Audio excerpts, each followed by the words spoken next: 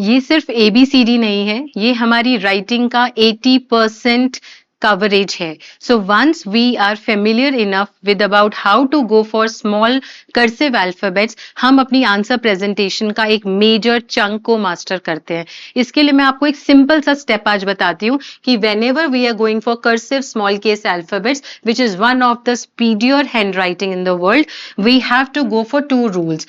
One rule is we have to go with the starting stroke and we have to go till the ending stroke. So this is called the tail handwriting.